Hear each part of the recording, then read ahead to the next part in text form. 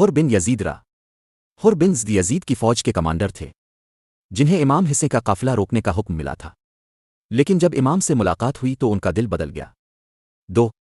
10 محرم کو توبہ کی اور امام کے لشکر میں شامل ہو گئے، شجاعت سے لڑے اور شہادت حاصل کی۔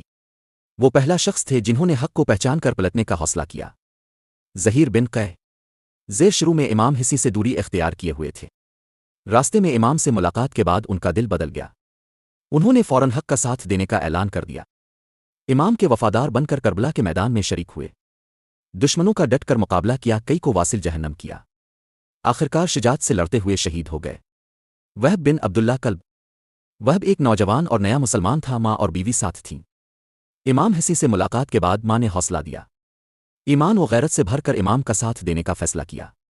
دان کربلا میں نہایت دلیری سے دشمنوں کا مقابلہ کیا، کئی کو قتل کیا اور آخرکار شہادت کا عظیم رتبہ پایا۔ ان کی بیوی نے بھی خیمے کے پاس ثابت قدمی دکھائی۔